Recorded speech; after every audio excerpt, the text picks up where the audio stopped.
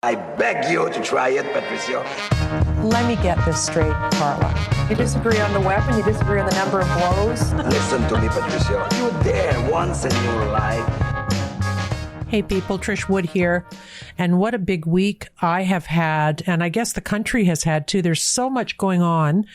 And I spent part of this week, as you know, if you're following my Substack and my Twitter, I was back down in Ottawa very, very gratefully covering the trial of Tamara Leach and Chris Barber to the best of my ability. There's not that much to cover there, folks, except the Crown leading pretty boring information and presenting what seems to be not a very solid case. But I admitted in a recent Substack, obviously I have my biases, but I do what the legacy media doesn't do. I admit things. I'm covering the trial. I also admire Chris and Tamara. So there, I said it. But I don't think I'm being hard on this Crown. That seems to be, even legacy media is starting to ask questions. I've nothing against him. Tim Radcliffe is his name. And then there's a younger woman in second chair whose name I actually don't know. And they keep doing the same thing, which is leading evidence that is either seems completely irrelevant and is not incriminating of Barbara Leach, or leading evidence that actually is kind of what we call in the business exculpatory, meaning it makes them look like not guilty. But the other part of it is, and I will say this and make a confession, I don't know what the Crown's narrative is. Every court case, every prosecution requires a narrative created by the prosecutor, in this case, a Crown attorney. And I really don't know what it is. It feels, and I said this on Andrew Lawton yesterday when I was reporting in to him as a guest, that it feels a little bit like they're throwing wet spaghetti at a wall to see what's going to stick. And sometimes that's how prosecutions work. But there doesn't seem to be a thoughtful narrative going on there. So after today, I understand this morning, meaning Friday, that the former mayor of Ottawa's 2IC has been on the witness stand. And let me tell you, Jim Watson, the former mayor, is not a friend of the convoy at all. So that may end up being a pretty rigorous cross by the two defense counsel, Diane Magus and Larry Greenspan. So we'll see, but I'm not there to tell you all about it. I will do a bit of nosing around over the weekend and cobble together a work from home covering the trial Substack for Monday, just to bring you up to date, because then they're on break for a couple of weeks, and I'll include some bigger ideas around this trial and other trials. And, you know, it's kind of a shame for the people covering it that this trial of the decade in Canada is so deadly boring. And it's not the fault of the judge, who I've said before I was warned against liking judges, though. So I was at an event the other night, and a very famous lawyer responded to my saying that I have some respect for Justice Heather Perkins McVeigh. And he said, well, you know, if she's making a lot of rulings that seem to favor the defense, that just may mean that she's trying to cover herself because she's going to find for the Crown, and she's covering herself for an appeal. So you have to think of those things too. But I do sincerely, authentically think she is, regardless of what she decides, that she's an honorable human doing a really tough job in a really strange court proceeding that has everybody pretty irritated and is taking way longer than it should have. So I left Ottawa on the day of the Million March, which I was going to cover, but I had to hop a train to get back here. And so what I know about it is stuff I've gleaned from obsessively scrolling through Twitter and social media and Substacks and other things to learn about it. And, you know, it was what I thought it would be. But what I think the story of that event is not that Canadian parents did that, and I think others, not just parents, but other people who were concerned about inappropriate induction of this kind of information into classrooms with children. And I've seen it. I've talked about it on the show. I've seen some of the books on queer theory, etc., with cartoon type drawings of children having oral sex. Let's just put it that way. And other really horrific things. I mean, it's pornography, right? I'm sure they would argue, well, we have to honor all kinds of, no, you don't. It's just like, that's just nonsense. And if your skin doesn't crawl at handing over that kind of material to kids, there's something really wrong here. And I think that's what is underpinning this as much as anything else. And it's that I think we feel nationally on a gut level based on information. We don't have an ideology here. We're not the ideological ones. We're saying that the science and even the cultural information that's available doesn't back up what they're doing in the classrooms around this issue. And the biggest piece of evidence around that, and I hope that you take this on board and that it really lands, is how the unions and the teachers launched their own counter protests. Really? The language that they used about the parents and others, honorable people, multi-faith efforts, which I love to see. And they called them the worst names possible. Like if you have an argument against anything to do with this ideology, you are automatically a transphobe. You are a bigot. It is hate. It is hate. And these groups are creating whole new definitions of hate. What do they actually mean by that? Is it hateful to not want your kid reading these pornographic comic books at school? Is it hateful to not want vulnerable children to be exposed to trans ideology?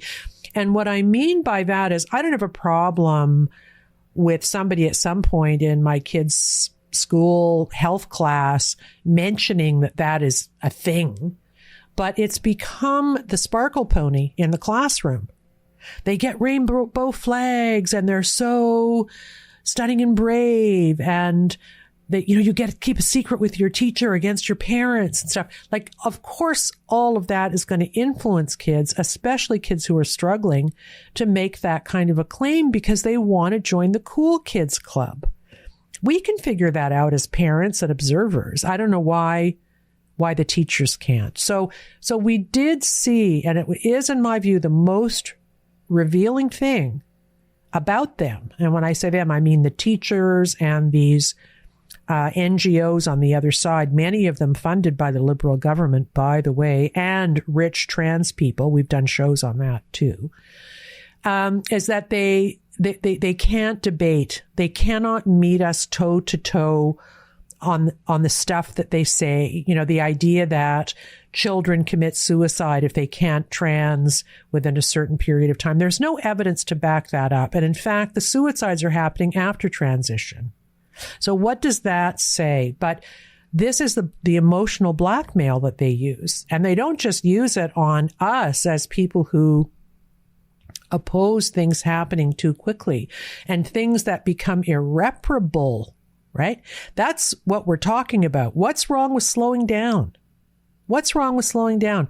But they use the suicide threat or possibility, I guess, against parents. And you will hear parents who have trans their kids say very proudly, as if they have done this heroic thing, I'd rather have a live girl than a dead boy, because that's what they're being told they should think. That's what the threat is. If you don't trans your child, they will commit suicide. How is that acceptable? And how is it acceptable for parents and others in our culture who disagree with something to be trashed and tarnished and maligned and libeled and threatened in part by the teachers' unions and the other unions? What unions are doing, mucking about in this, is something I don't fully understand and will do a little bit of reporting on in the future. But there was that leaked Zoom call, I don't know if many of you saw it or not, of union organizers talking about how they were going to do these counter demonstrations. And I thought, well, this country is in big, big trouble. Because this issue, and it's a big issue, is dividing us even more in a sense than race did for a period of time when the critical race theory stuff started happening.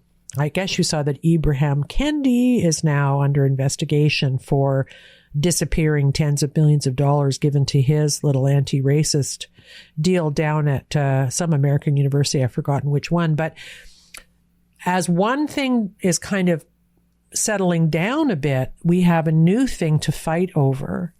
And I don't think that is an accident.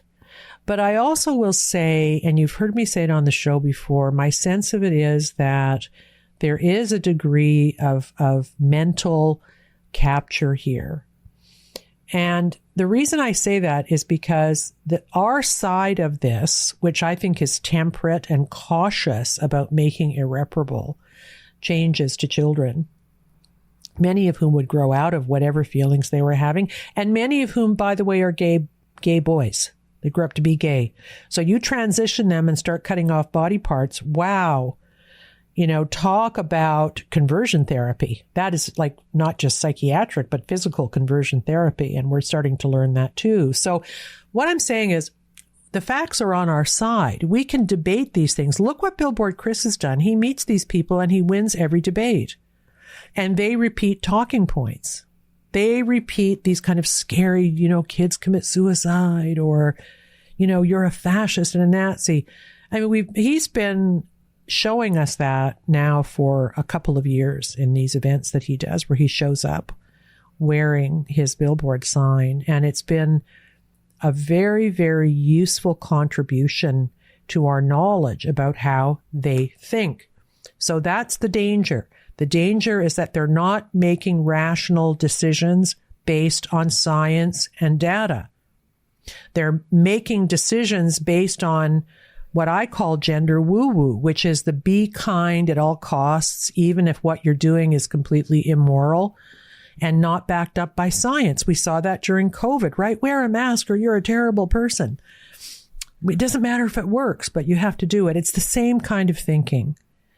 And so that is what we saw during the Million March for Kids. People around the world did comment on it, so that was interesting.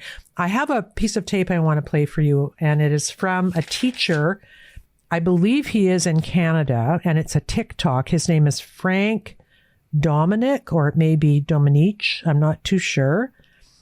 And he seems to represent this very aggressive talk about hateful approach to parents who don't agree with this ideology opening itself up in the classroom. So just take a listen to this. I want to take a second to talk about this absolutely insane sign being held by a protester today. The mother is holding a sign that says, "Hands off our kids," but she spelled off wrong, which is the first problem. The second sign is being held by her daughter, and the sign says, "I belong to my parents." Children are not objects. You do not own your child. And legally, in Canada, parents don't have rights as much as they have obligations to their children. Because, surprisingly, children are human beings who have rights. And people are constantly calling teachers groomers, saying that we are indoctrinating children. But what we teach children about in schools is about loving each other and respect, and about being their authentic self and living their life in a way that makes them feel happy and fulfilled and loved and cared about and appreciated. But these people are indoctrinating and grooming their children. They are convincing their children that they don't have rights. They are telling their children that they are property to be owned by their parents. I would never, ever, ever instill the idea in my daughter that she is to be owned by somebody. I do not own my child. My child and her choices do not belong to me. I guide my child. I help her to grow. I help to teach her. But even at this age, I try to instill a sense of independence in her. And yeah, sometimes she doesn't like it when we have to brush her teeth at night. Or she doesn't like wearing socks. But me forcing my child to wear socks for her safety is not the same as you forcing your child to say that they belong to you.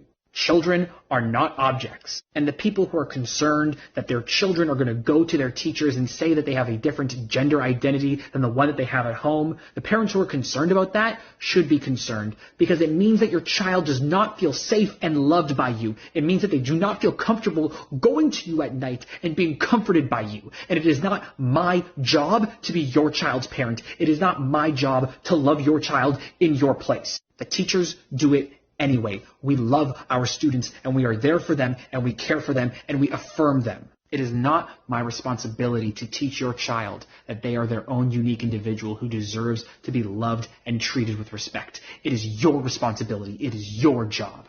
But instead, these people teach their children that they are objects to be owned. I didn't originally want to get angry today, but this picture just set me off. Wow. So a couple things about that. You could find, he has a TikTok account, so you should actually see him because he's seething with rage. His eyes are like popping out of his head. You got, first of all, why is he so passionate about this issue? 5 years ago, teachers were not riding to the rescue of kids who were dropping like flies from suicide because they wanted to declare they were a different gender. Can he not think that through? That maybe there's something going on here. Maybe there's social contagion going on. The theory of the sparkle pony, as I said earlier. Like all of a sudden, there's real, I believe this to be true. And this may be a perfectly nice guy. I've said his name. So, you know, I have to be fair to him. But I really believe these people think that they are doing a good thing. Obviously they do. But they're misguided and they're aggressively misguided. And what is frightening about what he said is that there was no data, no facts involved in any of what he said. It was an attack on parents. He was actually misstating what they're not saying parents should have rights over what happens in their children's education. It's not the same as saying that you want to own your children. I mean, that's just dishonest. But there was real arrogance there, and there seemed to be a real hatred of parents too. Boy, if that guy was teaching my children, I might pull them out, because it's not up to him to judge the parents in that way, right? There used to be a little bit of deference to parents, but teachers now, or these teachers, not all of them, many of them are magnificent, but these gender-driven ones feel like they know everything, and they actually don't. They're actually wrong about most of it. And I believe that time will tell that they did a lot of damage. Not this guy personally. I don't know what happens in his classroom, but the teachers who are flying this flag, literally and figuratively, I think they're going to be shown to have done a lot of damage. And Abigail Schreier's research and others are showing that there is an element of contagion. So it's a very, very interesting day. And it was also lovely to see that Canadians, yet again, like with the truckers, were out there. They were out there showing people how it's done. So, yeah, that was Wednesday. Then I went to an event, and I'm working on a Substack that you people will get later today. A little bit about the trial, but more about some other things I've been thinking about. There's been quite an uptick too in the reading of and commenting in my Substack posts, and I thank you for that. We are creating a very interesting community, and everybody's welcome to come there. I usually post the show and then elicit comments about the show into the Substack. And I actually didn't post this week because I was so busy doing other things. But the show last week was Dave Rubin. And I've had some interesting comments about that show. So I am going to post it, and I'm going to encourage you to comment too. What the interesting comments were these, that I did not talk to him about the fact that he has 2 children through surrogates. He's gay and he is married to a man, which is fine. I support that. But the idea of wealthy gay men being able to hire a uterus, for some people, has a real Handmaid's Tale kind of feel about it. Now, that did cross my mind. And in fact, Jordan Peterson had a very eloquent discussion with him about it. And I intended to, but you don't just do that at the beginning or even in the middle of an interview with someone you don't know personally. And I'd never spoken to Dave Rubin before. So I was kind of gearing up for it. And then the next thing I knew, we were out of time. So forgive me for that. I know that he would have discussed it. So I'm not being sneaky by raising the issue away from him. I will go and look at what he said to Jordan Peterson about it. And I will include some thoughts from people who wrote to me about it and put that in a Substack with the show so we can open up a discussion, because it's quite an interesting subject, isn't it? Regardless of how you feel about human rights, it is a kind of an icky idea, isn't it? Yeah. Not that I would necessarily legislate against it either. I probably wouldn't. But especially given the pressure on women from the trans crazies, I don't know. It's kind of scary. Anyway, who are we having on the show today? We have an amazing pair of guests, and they fit right in with what we've been talking about here too. I don't know if you remember the story about this alleged hate group called Diagolon, run by a guy named Jeremy Mackenzie, that was attached by the Prime Minister's office and others to the Coutts blockade and used as a bit of a motivation for the Emergencies Act. And all the media have done big stories on the big scary Diagolon people, white supremacists and the usual crap, right? And there were rumors then that it wasn't actually that it was more of a kind of a cosplay by his podcast and including his listeners, that they inhabited this place called Diagolon and they did a bunch of shtick about it. And now that's been confirmed, and it gets worse, actually. A woman named Caryma Saad and a partner wrote, her name is Lisa Hadigan, wrote a magnificent piece called The Hategate Affair, Unmasking Canada's Hate Industry. And what they showed, and we always suspected this was true, I think, didn't we? Because this was what they did with the Trump dossier, that the media was feeding the spooks and the spooks were feeding the media and then quoting the media who would then quote the spooks. I mean, that's basically how Trump-Russia got started, as we know now. And it would seem that this craziness around Diagolon got started that way too. They did a FOIA request. They got tons of documents. They've been through them all. And it shows that this anti-hate Canada group, Anti-Hate Network, Canadian Anti-Hate Network is exactly what it's called, CAN. It's cited as the main authority on the group by all mainstream media outlets due to the fact that all information traces back to one source, triangulation, and the verification of fact that is almost impossible at the current time. This is from internal RCMP reports. Show information on Diagolon, Jeremy Mackenzie, cannot be verified or corroborated. It was coming from one source, they say. That didn't matter, though, because lots of, including Public Safety Minister Marco Mendicino, were using this information to smear the truckers and the Coutts blockade people. So we are going to talk to her about that, because hate is kind of the subject of the day. This is what they use on the other side. They don't even define what hate is. They don't even define what they're talking about. But if you challenge the narrative or the orthodoxy, you have done something hateful and you're a bad person. And the government funds these organizations in part because these organizations then feed them back information that they want. The Canadian Anti-Hate Network is probably not ever going to say, well, we don't have a hate problem in this country anymore. Are they? None of these things are. The trans organizations are all saying, oh, trans people are being killed more than ever, and the violence is up, and et cetera, et cetera.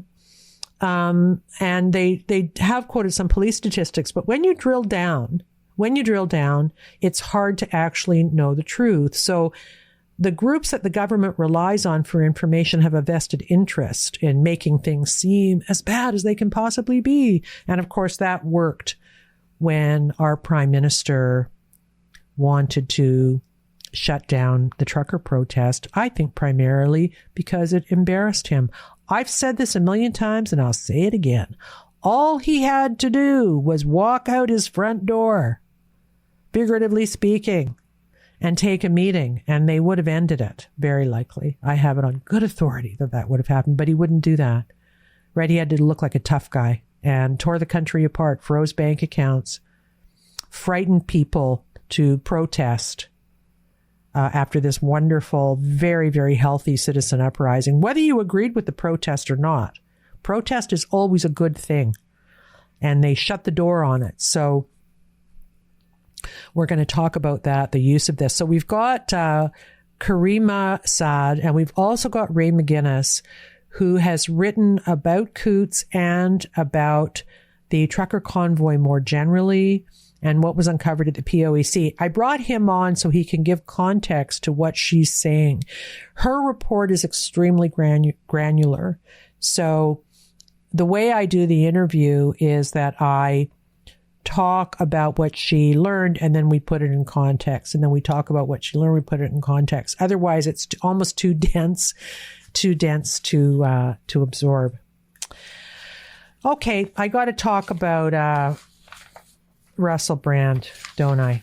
Yeah, I really do. I'm so mad about that. And maybe some women are not going to like me saying this, but I don't think if we're going to say these kind of accusations about men, that we're allowed to wait 10, 15 years and then not go to the police, but go to legacy media who hate Russell Brand and then give the evidence from the shadows. This is not what democracies are based on. And for the media in Britain, I think it was The Telegraph and Channel 4, if I remember correctly, who did this joint investigation into Russell Brand. That, doing that's not even good journalism. Like, that's really, I know that Me Too opened that door, and I know that women needed to be believed more than they were. But at the time that these events happened, if they happened, going to the police was not a big ordeal. When did Law and Order SUV start? It was like 20 years old now, 25 years old. They remade rape allegation departments in virtually all police departments in Western countries to be better behaved about it. So, sniping from the shadows all these years later, and what are they? One of them was a rape. The other ones were, a much, much more dicey. I'm not saying he didn't do it. And if he did rape somebody, well, may the hellfires rain down on him. But it needs to be adjudicated. These are witch trials. We can't have these things going after important and powerful media personalities who happen to be challenging the narrative. We can't have it. If I was running a newsroom, I'm not even sure I would have run the story the way they did it. I would have encouraged the women to sit for an interview full on, because back in the olden days, in my day, somebody in the shadows, unless they would be killed or something like that, that was frowned upon. It really was frowned upon. We didn't like to do it. And so for all of his alleged victims, And some of it they said was, bullying or being too aggressive or whatever, not even necessarily criminality stuff, being a jerk. I mean, I'm sure when Russell Brand was living his life back in those days as an addict, a sex addict, and I think a drug addict too, I'm sure he was an absolute shit. I'm sure, I've no doubt about that. I've been around enough to know a lot of those kind of men myself. And, you should head for the hills. I'm not blaming them, but I mean, I'm sure he was a shit. But let me also say this. I also know that in cases sometimes of people with a high profile and money, that women sleep with them consensually, hoping that they're going to get a leg up into a relationship with someone like that.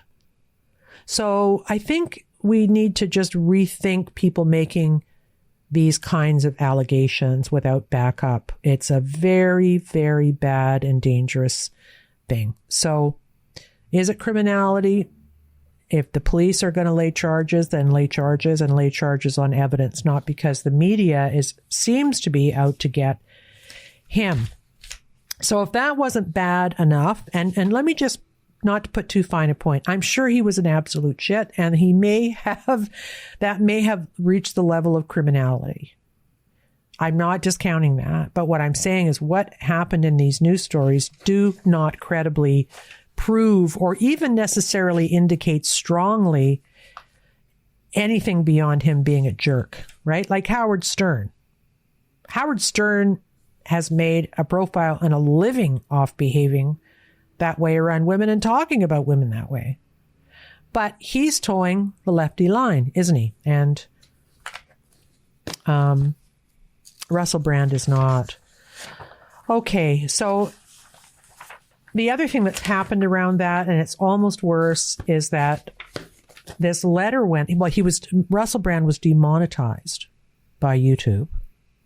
Terrible. I think he was making $1 million a year. Woo! And on the basis of those stories, they've cut him off.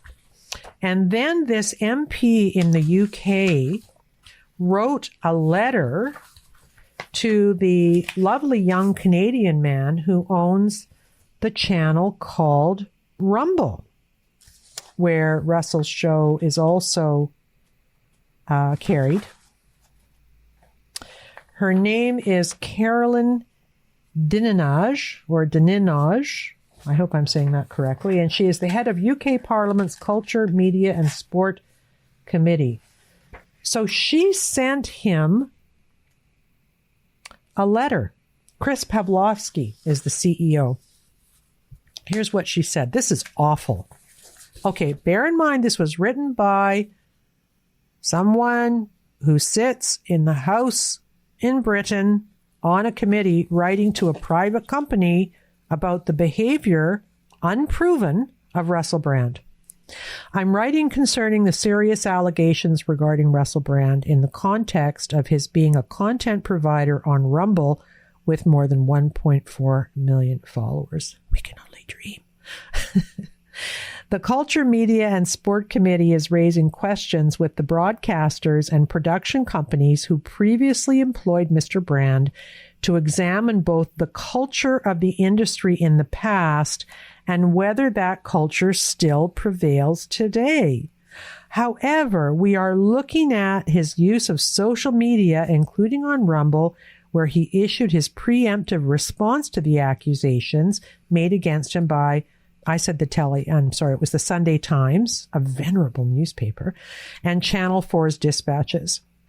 While we recognize that Rumble is not the creator of the content published by Mr. Brand, we are concerned that he may be able to profit from his content on the platform. So he needs to be completely broken, flatlined, destroyed, right? That's what this letter is saying.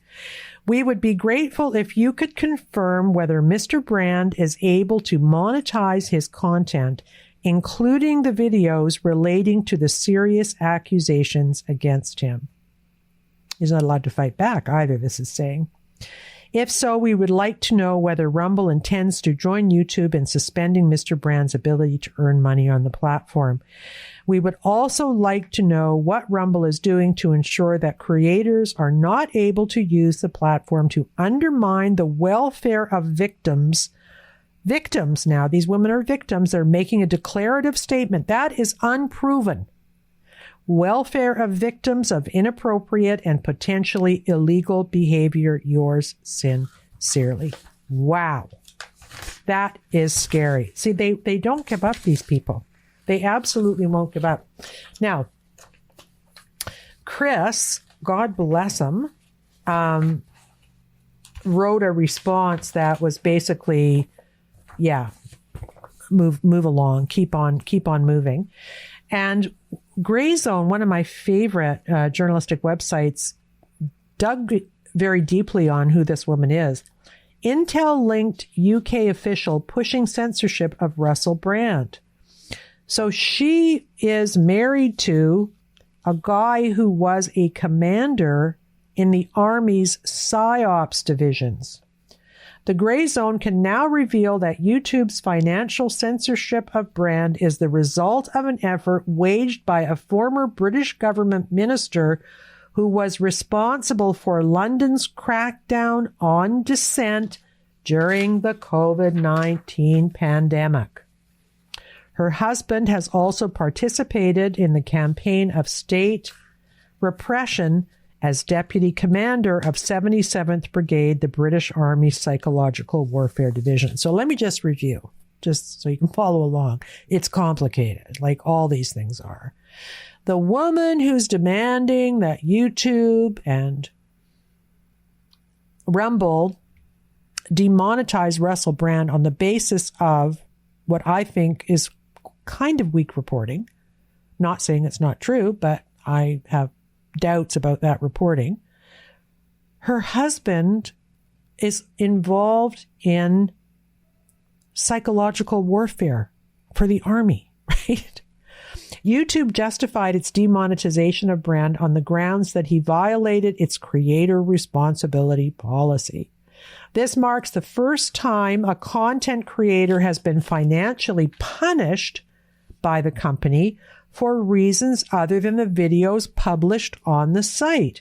A spokesman has claimed if a creator's off-platform behavior harms our users, employees, or ecosystem, we take action, right? So, wow. Think about that. These people are absolutely ruthless. They are ruthless and they are relentless and they want to shut everything down. Absolutely shocking. So that's a great piece on the Gray Zone. I'll link to it in my next Substack that I post with a show. Okay, let's move on. Sorry for the rattling papers here. I got a lot of stuff on my desk. Okay, so let's talk about our ongoing campaign for support from you all.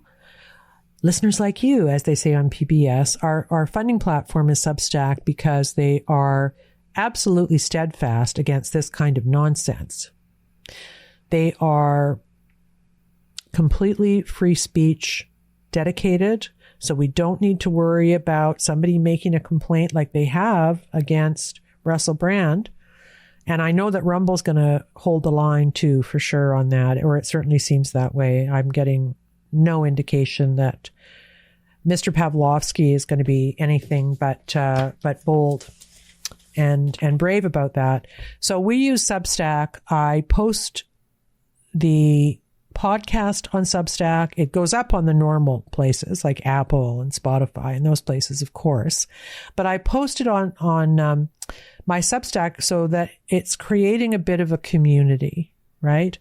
And that way you can listen to the show, you can comment about what I say, what the guests say, whether I'm full of it, whether they're full of it, whether Dave Rubin should be allowed to have children through surrogates, whatever is on your mind.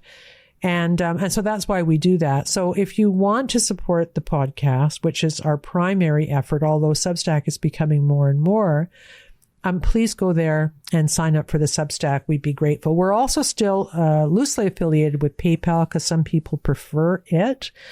And I have a P.O. box now, so I'm going to start posting that.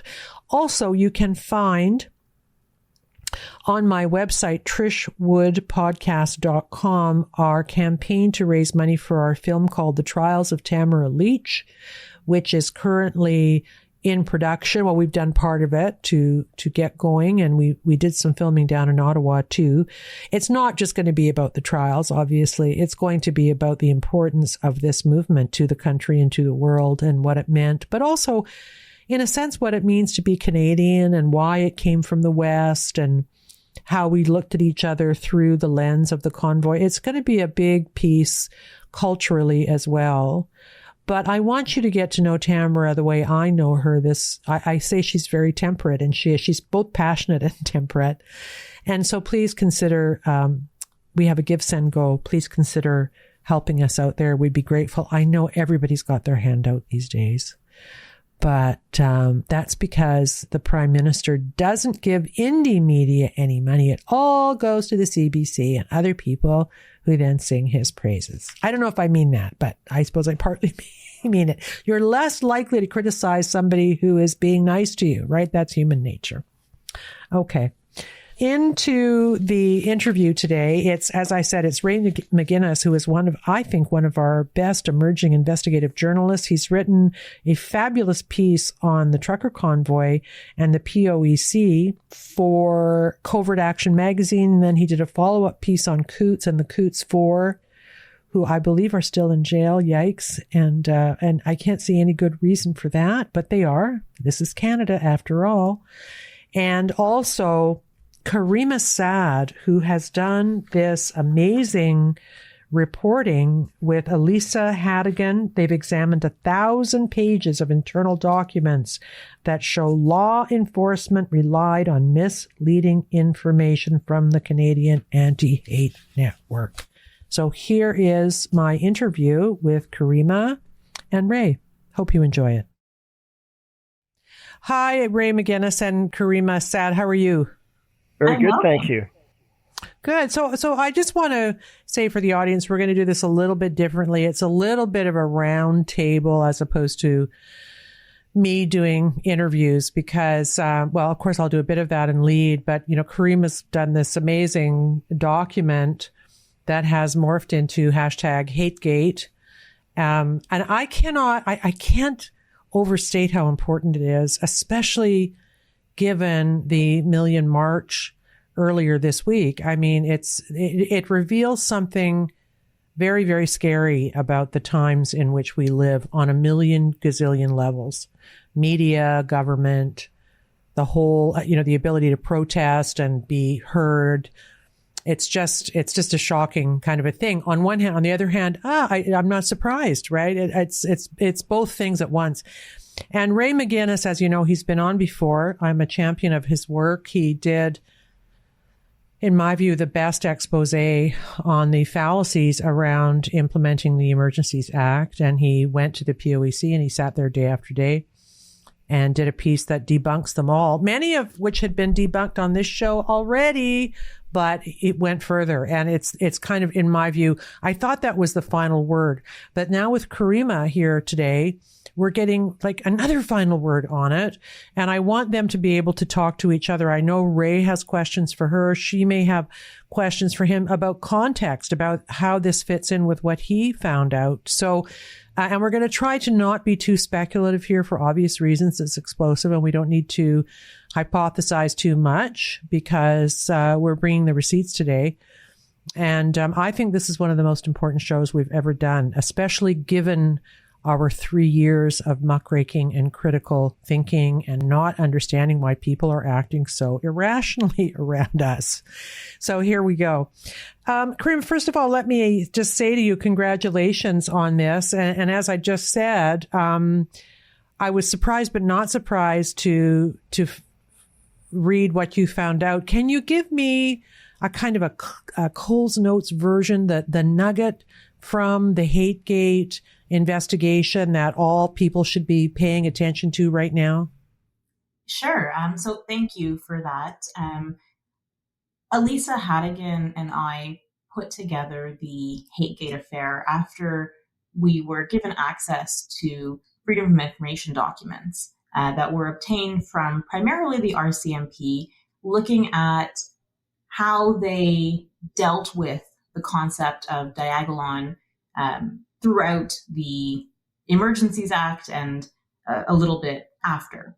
And sort of the big takeaway, there's lots of nuggets in there that are worth considering. But for me, the biggest takeaway was the manner in which law enforcement, media, and government officials were effectively a feedback loop, repeating each other's talking points and sort of copy pasting what they were saying, bolstering conclusions that way in a way that was divorced from reality to some extent. And kind of at the nexus of all of this was the Canadian Anti-Hate Network, which was the source of information, the original source of information on diagolon. For those of you who aren't familiar, although I imagine your listeners are aware, diagolon is essentially a podcast fan base. And it was made out to be something much more than that, much more sinister. It was portrayed as a violent extremist militia of sorts and used to some degree in conversations surrounding invocation of the Emergencies Act. There was a lot of tenuous connections drawn between diagolon and what happened in Coutts, Alberta. And the Freedom of Information documents reveal what I would most charitably describe as shortcomings in the investigative process and the independence that we might expect from these institutions.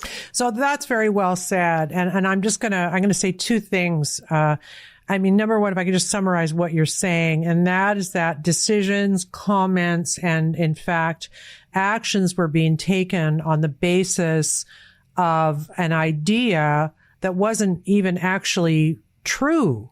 That there were these extremist members of a group called Diagolon. Oh, pretty scary. They're far right extremists who are going to do whatever. And what your paper, your report exposes is the idea that it really wasn't that at all. And what we need to be worried about here, people, is the idea that these things are spoken by politicians, batted about as if they're true in the media, held up by these organizations like the Canada Anti-Hate Network as if they're real. People go to them for expertise. And as Caryma just said, it becomes a feedback loop when it's not true at all. But actions are taken on it. The second thing I want to say, just in going into this, as Caryma was speaking, it really took me back to my old days at the Fifth Estate, because in the olden days, that is exactly the kind of report we would have done. What Caryma has done, we would have done that. We would have exposed the Anti-Hate Network as having gotten something wrong. But now they're doing the opposite story, right? They're doing, I know they did a piece on Diagolon. I didn't see it, sadly, but I can imagine it's not on the same side that Caryma is on. So this is how the world is upside down right now. Let me ask you this, Ray.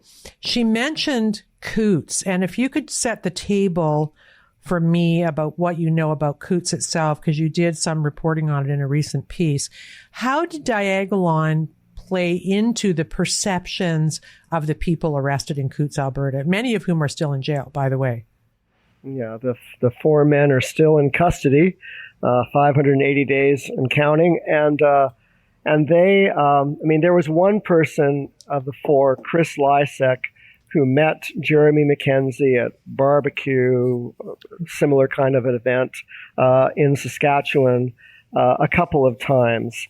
And I think that Jeremy Mackenzie said, because Chris Lysek is quite a big guy, he said, I'm going to make you the security person for Diagolon. It's really a joke. But anyway, things like that were taken very earnestly by some police officers, RCMP, and it's all part of the story of how, if it were not, also you have this, there's this cache of weapons that the RCMP displayed on the afternoon of the 14th of February, just ahead of the invocation of the Emergencies Act by the Prime Minister, and one of the vests had a diagolon patch.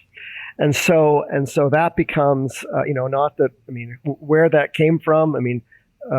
These were being made up and sold by people far removed from Jeremy Mackenzie. But anyway, there were people trying to connect the dots and putting Diagolon and Jeremy Mackenzie. And if it hadn't been for Diagolon, these people in Coutts wouldn't have been inspired to overthrow the government. Or try to shoot 100 police officers, which is what they're accused of doing. Right? Yeah. Conspiracy to. Yeah. So, Caryma, let's go back to you. Let's talk about Diagolon and Jeremy Mackenzie and what they were accused of doing, how that played out, and what you found to actually be true. And then we'll get into some of the more granular stuff about the anti-hate network as well.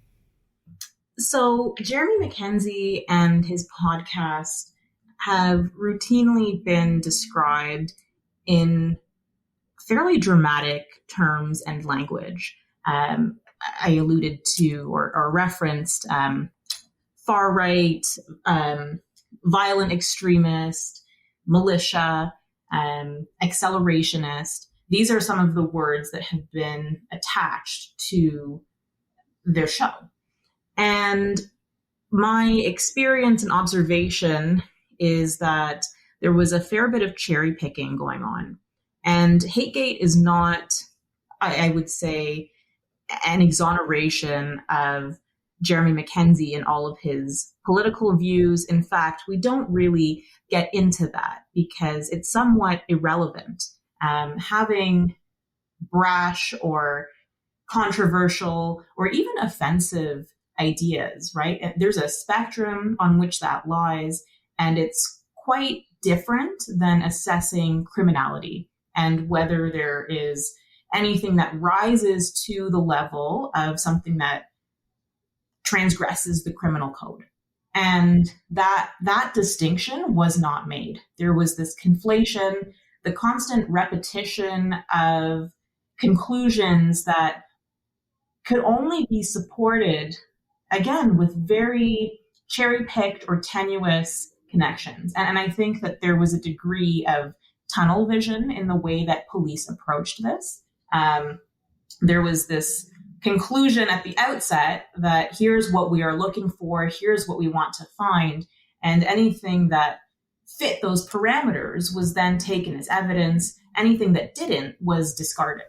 And that's just not a good investigative technique. Well, let me tell you something, Caryma. I spent my career investigating wrongful convictions, and the tunnel vision words that you just used and the description of how they were operating is the underpinning of virtually every wrongful conviction I've ever looked at. I mean, that is just not good police work. No. And, it's then a particularly disturbing aspect of this, in my opinion, is that Jeremy Mackenzie really, one of his most popular viewed videos is a scathing critique of RCMP Nova Scotia and the way that they handled Portapique. And some of his conclusions were affirmed by the Mass Casualty Commission.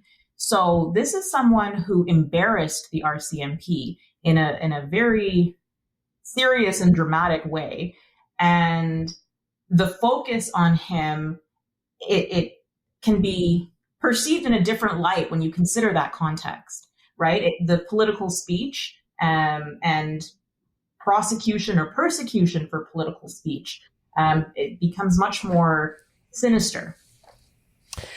Now, let's just talk about Diagolon in very kind of general terms. So Diagolon was perceived by the anti-hate network and the police to be what versus what is it actually? So it was perceived to be a group that sought territorial sovereignty from Alaska down to Florida in sort of a diagonal line. That statement was at some point walked back a little bit, and there was acknowledgement that this is a meme, but it's still really dangerous because he keeps talking about, civil war is coming, and he keeps making violent references. And, so the idea was that this was a group that had the intention of accelerating some sort of civil war or violent conflict, a race war. They were also portrayed as wanting to establish a white ethno-state. During the convoy, when there was a lot of panic, and I think the public was well primed to be put into a frenzy, these words had serious impact. And this is compared to what it actually is. And that's, as I mentioned, a podcast fan club. And so the notion of Diagolon came about as sort of a joking observation, comparing the different public health mandates and how there was, in fact, this Diagolon strip of provinces and states that rejected mask mandates, lockdowns, etc., and how that would be its own country, a better country. Yeah. And sort of this lore then got attached to it. And some of the lore is quite absurd.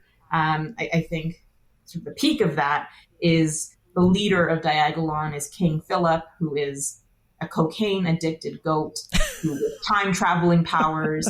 And so, right, it's just on its face absurd. And from Jeremy's perspective, what I understand from our conversations, he thought it was self-evident that this is a joke, and there's no intention or capacity to overthrow two countries and multiple local governments to establish any sort of country. But when you take words out of context, and this is actually another takeaway from the report, the way that the people doing the surveilling were not understanding the internet culture, and not able to recognize what was a joke versus what's a serious threat. And that's concerning.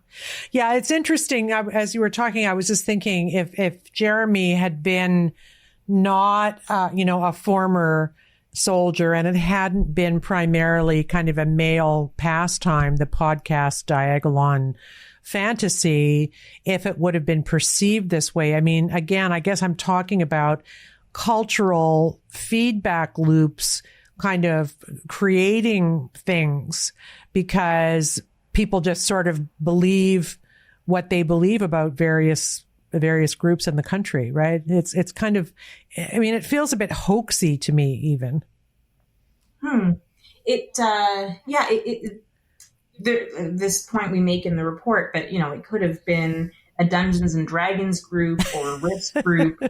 And if you take what they're saying at face value, you might be worried about dragons coming or a coup for resources. And obviously that's not the case. And I think gun culture and military culture, that's a big aspect of this. And speaking as someone who practices a bit of criminal defense and hangs out with a lot of defense lawyers, the jokes that you hear in those circles are not for public consumption. Right? There's a reliance on very dark humor that isn't appropriate, but is a useful coping mechanism. And when it comes to Jeremy's podcast, that's put on the internet for everyone to listen to, for everyone to take what they will and interpret from that. And that's without buying into kind of the baseline understanding of the trauma, the means of, I'll say again, coping with the horrors and realities of serving. Yeah, no, I know exactly what you're saying, sister, because I wrote a book about the Iraq War in which I had interviewed, I think like 29 people, men, and a couple of women who survived it. And they were Marines and soldiers and airmen, and all that kind of stuff was going on. And you're right, a lot of it is not for public consumption. They share this absurd, surreal, violent experience. People who've never been there don't know what they're talking about. And they do sometimes have an edge of things that I don't want to particularly talk about or know about. So I do understand exactly how you're describing them. And I think people are uncomfortable with it. Let me ask you this, Ray. And I know you've thought about this a lot based on how she described what happened and what Diagolon actually was versus how it was perceived. And we'll get into the Canadian Anti-Hate Network in a minute. But do you feel, as I think I do, that the Prime Minister primed the pump for this kind of foolishness by the media and others who bought into it by describing it that way? Well, yes. There was a constant. The Prime Minister, Marco Mendicino, Bill Blair, Chrystia Freeland, and numbers of other people were always catastrophizing. If you could possibly see whether it was the protesters, Diagolon, Jeremy McKenzie, the Coots Four, everything like in the testimony at the POEC, they're talking about the protesters using children as human shields. And they're like, children were playing with bouncy castles and ball hockey and giant Lego and sitting in trucks eating samosas and hot dogs. But they're conflating it as if it's the Syrian civil war. And this constant conflation. I mean, if I told somebody in a sports bar somewhere that, I'm going to create a country of my own with 3 Western provinces and 26 states in the USA that are all going to secede and join my new country, I'd be laughed out of town. Except probably by members of the RCMP and CSIS that take this stuff seriously. Yeah. And this catastrophizing trajectory and response is very concerning, because what happens if we run into a real, actual emergency? These people can't handle it. Yeah, it would seem that way. The other thing, I don't know if you agree with me on this, Caryma, but I've been around long enough to notice that there's been also a sea change in the way we view working class men more generally, right? I don't think the media is very nice to them anymore. They're not. They're just not. And if you are not kind of on the far left that's driving the train, and I'm saying this myself as a former lefty. Well, I guess I'm still a classical liberal, whatever, but I'm not what they are now. That there seems to be an ease both here and in America with which to view the worst possible character traits about young men, maybe men in top, like soldiers or blue collar men, as being somehow morally deficient. It's just easier to see them that way. And I'm wondering if you think that played into it at all, this kind of cultural rejection of those people. It's an interesting point, because that is who has been clearly affected most in this particular scene, right? I think that there is an overcorrection, and one that doesn't actually correct the actual underlying problem, right? So a very superficial, lazy overcorrection where suddenly it's in vogue to make blanket statements about the groups who we typically ascribe as having more power, right? And so the concept and the dynamics of power, I don't know how well that's actually understood or analyzed or deeply thought about, but it's quite popular to sort of blame it on, sure, like the working class white men. Yeah. And, that is unhelpful, because that form of representation politics, especially where it lacks a class analysis, it keeps citizens fighting against other citizens, and there's no real institutional change that comes from it. I also think, though, that if the whole Diagolon concept had been thought up of by, let's say, a Pakistani Canadian man, that Yeah. this would have been involved much sooner in a much more decisive way. There wouldn't have been even room to make half of the jokes that came about. Interesting.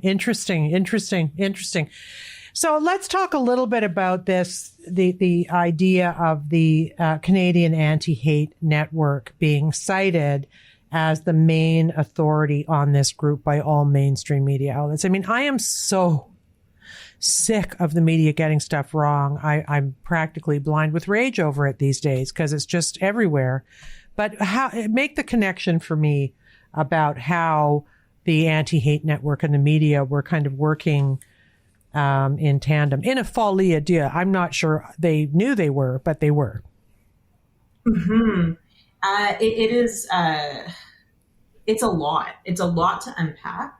I think that if we look at the origins of the Canadian Anti-Hate Network, it's a relatively new group. It came about in 2018. Wow. Right. And it feels like it's been around much longer than that because it's constantly sourced as the authority on hate. And if we scratch the surface just a tiny bit, that the basis for that authority is quite shaky.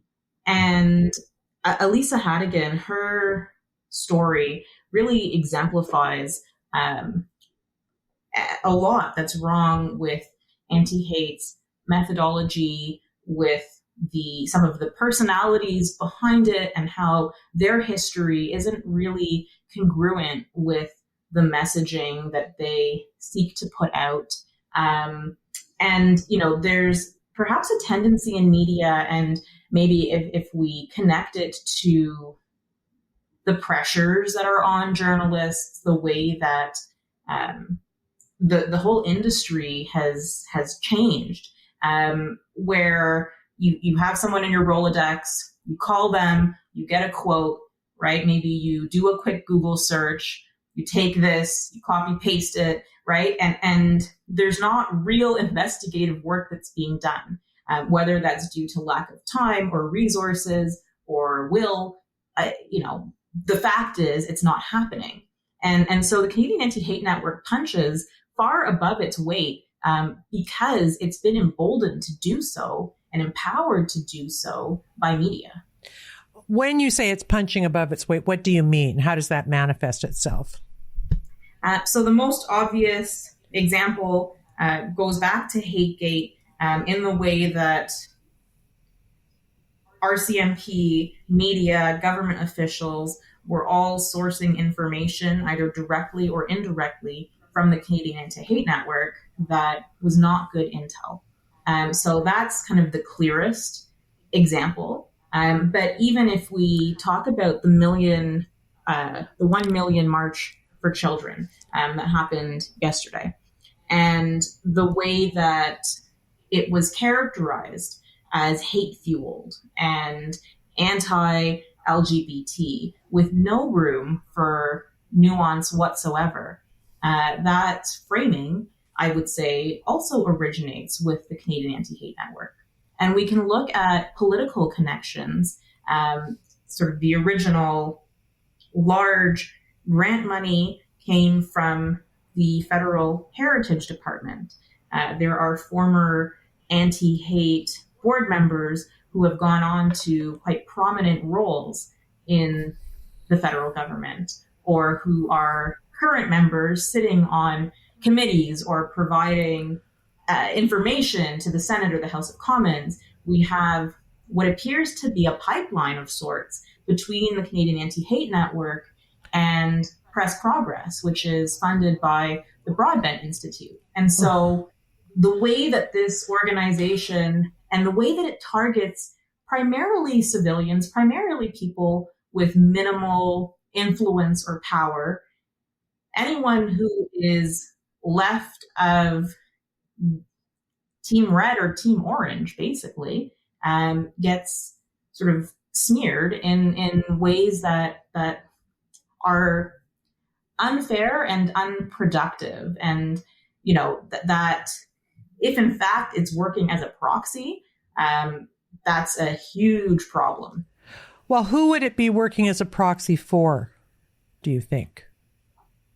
The clearest connections that we can see are between the Liberal government and the NDP, right, and the anti-hate network. Right. So, and I say this as someone who is nonpartisan, but who does value playing fair. And, we could look at how the Conservatives, for example, have their own media outposts, content creation to spin their own narratives. I think that this is a problem that's actually endemic to our political system and not specific to any parties, but it's not healthy for democracy. And I don't have, a clear solution on how we resolve it, but it is setting civilians against each other, yeah, rather than tackling institutional problems. Yeah, and we certainly saw that this week, didn't we? I mean, there's been some video I've seen from some of the marches yesterday where, it's you if you are not completely down with every element of the agenda, it's hate. You are hateful. TERFs should die. We've seen all of those terrible placards that they were marching with yesterday. I guess my question for you, Caryma, and then we'll go to Ray for a minute, is who is defining hate at the anti-hate network? I mean, how did they? Because hate is actually an emotion, right? It's not really illegal. I guess it's become a legal thing, but. From my perspective, suggesting that school boards not be using pornography in the schools, which they are, I've seen it, doesn't make me a hateful person. But somehow it's being defined that way, and that's being supported by school boards and the anti-hate network and everyone else. So, who is in charge of these definitions of what hate is on that side? Mm-hmm. Very good question. I will caveat by saying that in certain limited contexts, for example, incitement of hatred, or if we're looking at a hate-motivated offense, the notion appears in the criminal code. Yeah. But as to who is defining it at the anti-hate network, we don't really know. And part of the reason we don't really know is it operates in a fairly opaque way, including with researchers whose names and credentials can't be independently verified. Really? So, wow. For all we really don't know. There's a lot that fits within the black box, so to speak, and what you would think are routine, basic questions are not just left unanswered, but are dismissed. And tying it back to Jeremy, the lead voice from the Canadian Anti-Hate Network, who made all these various characterizations of him, is someone called Elizabeth Simons, who the executive director, the most he has said is Liz is real. So we don't know Liz's background. We don't know where she went to school, if she went to school for this. Wow. So we don't have any of that information.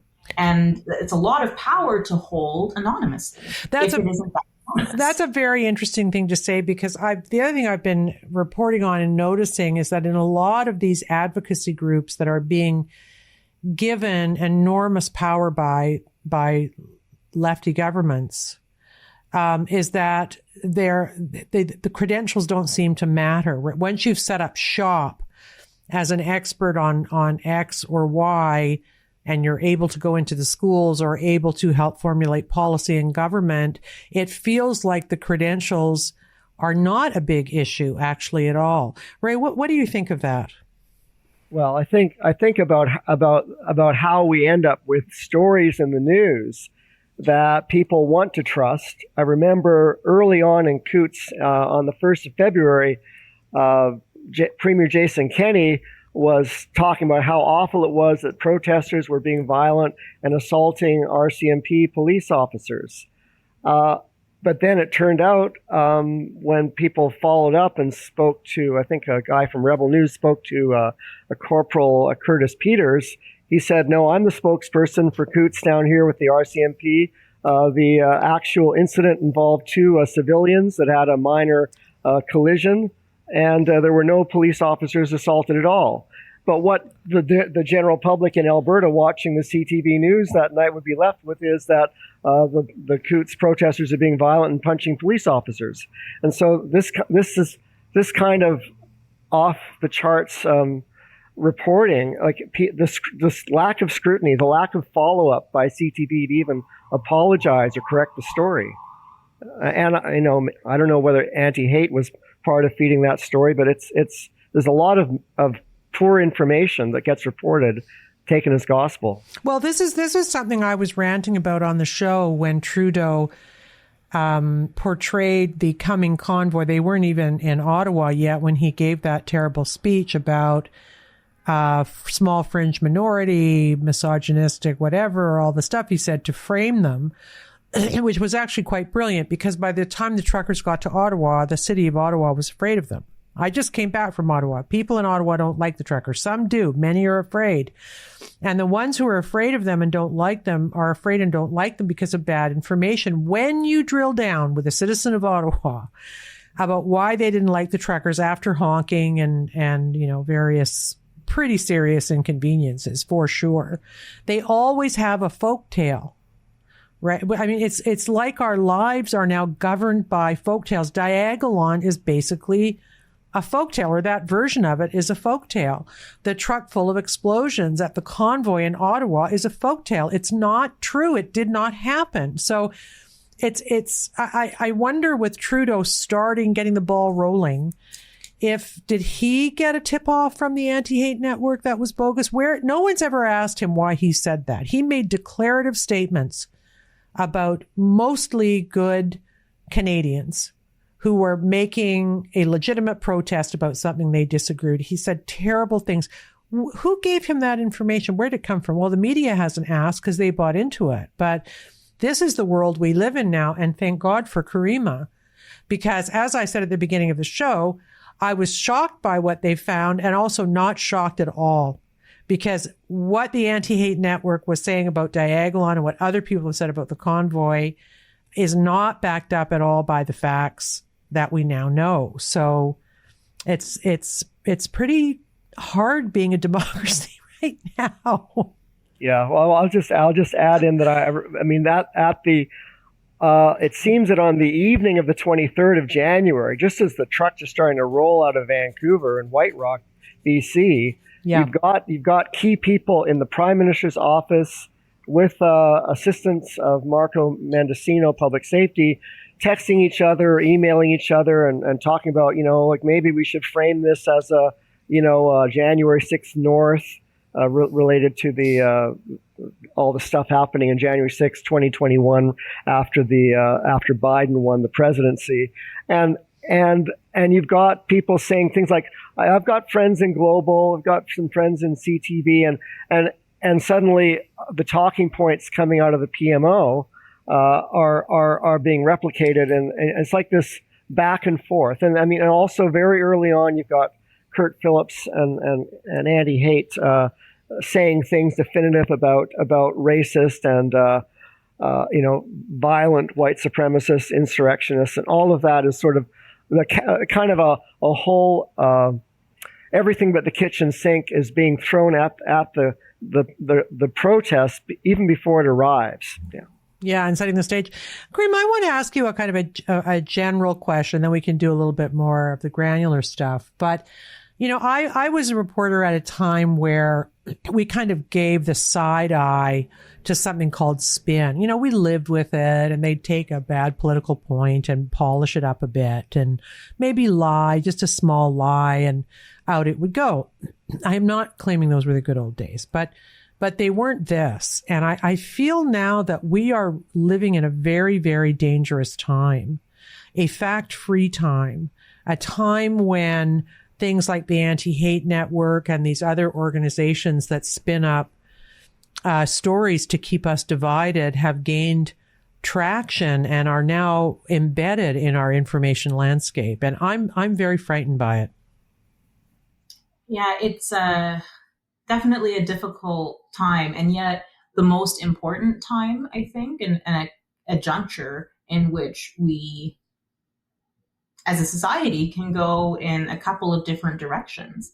And I think that if we remain complacent and afraid, and those are two states of being or emotions or what have you that have gotten us into this position, I think.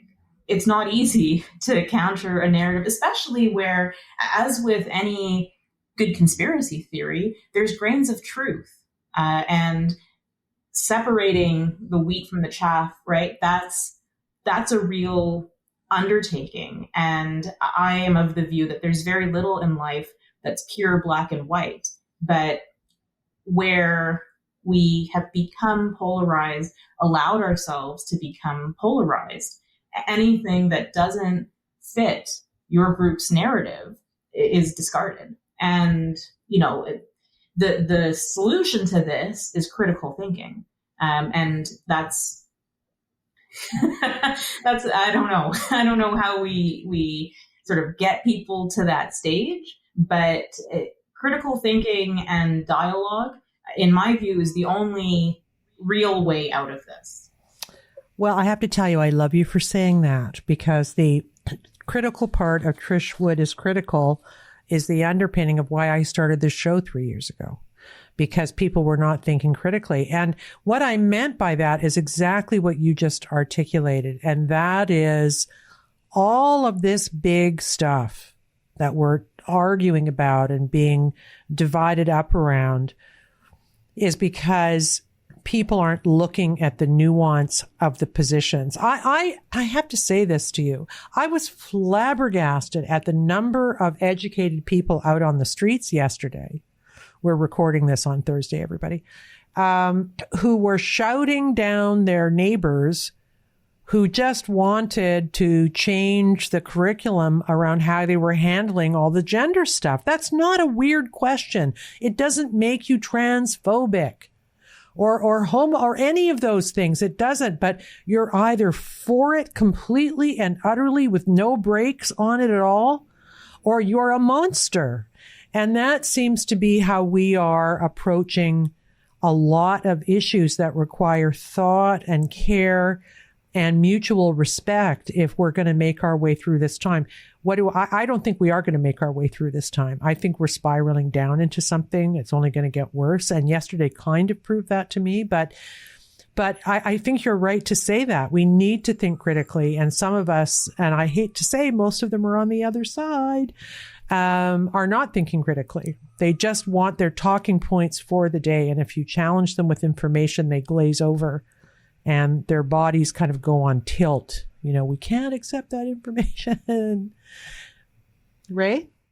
Yeah, no, it's a very difficult time. I was reading, former, I think it was astronomer Carl Sagan in one of his last interviews was talking in the mid 1990s about how citizens need to educate themselves.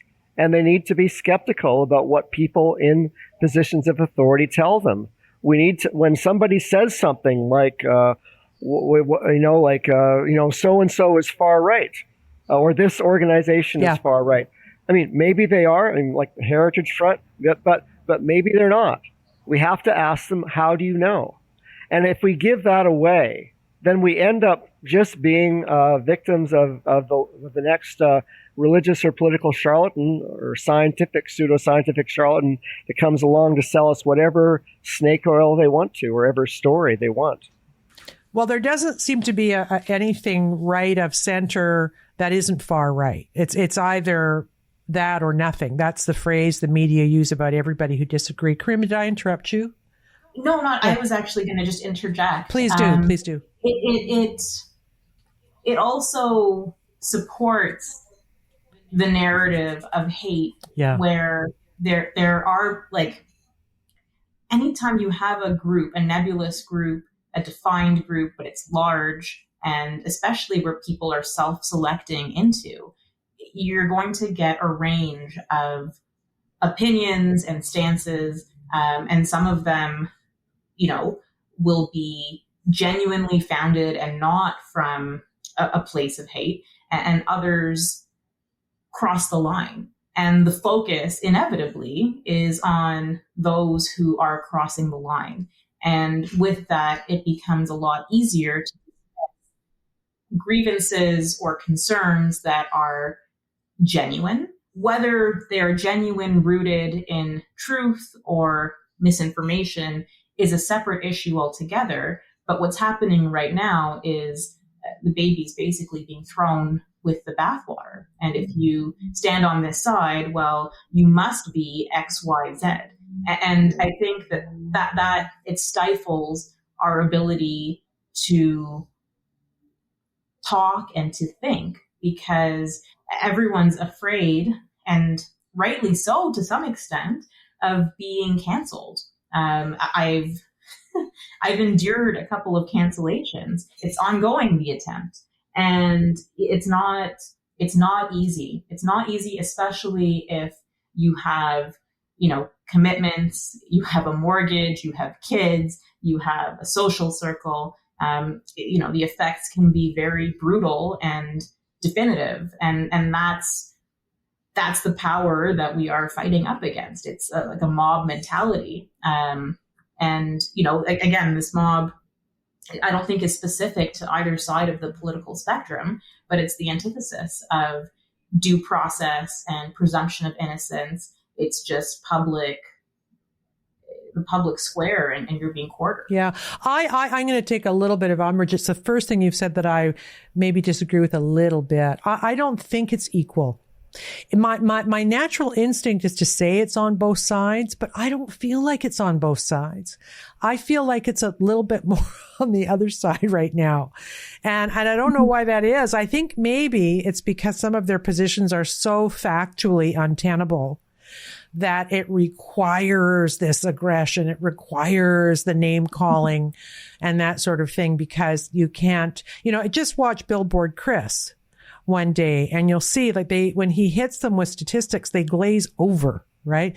I'm not sure we do that so much on this side. I know we're not perfect, but I think it's maybe a little bit more on that side, but that's just me, Caryma. We can disagree and still be friends. It's and you know what? My experience comes from getting it on both ends. Yeah. And really being immersed with the worst of everybody. I'm sorry. So, yeah. and no, it's because I also get the best of everybody. Yeah. So it's an interesting vantage point to not belong anywhere, so to speak, in what's kind of a false binary, but isn't really. I think you're probably right to say that the tactics I was describing, particularly cancellation, that comes through more evidently from the far left, and there's a degree of organization. And currently, the media and state apparatus is supporting that. Yeah. Political winds can shift very easily. Yeah. So I think that some people are too comfortable with the current state of affairs, having forgotten that historically it is people on the left who get persecuted and prosecuted for speech. I know, right? And that's the funny thing about this conversation with you and with Ray, because Caryma, you would still identify as somebody who's left of center, wouldn't you? If I am reading correctly, I thought I read that about you somewhere. Yeah. I mean, it's probably accurate, right? If someone had to put me in a silo, most of my views typically are socially left, right? Yeah. I am sort of a quilt in the sense that I don't fall into lockstep with whoever has decided what this agenda is supposedly supposed to be.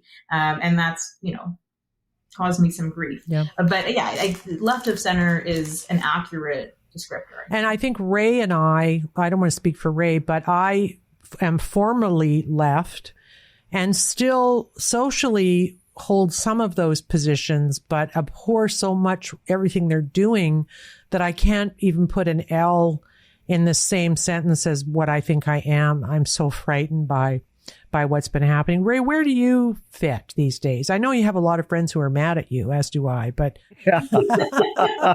Well, my grandfather voted for the CCF, the Cooperative Commonwealth Federation, and NDP, and Tommy Douglas was like kind of a hero. So, I was acquainted with Jack Layton, and I went to his, I signed a book of condolences when he died at the Toronto City Hall. So I have a long, history of all of that. And then it's just been the last handful of years where suddenly it's gone crazy, and I don't recognize.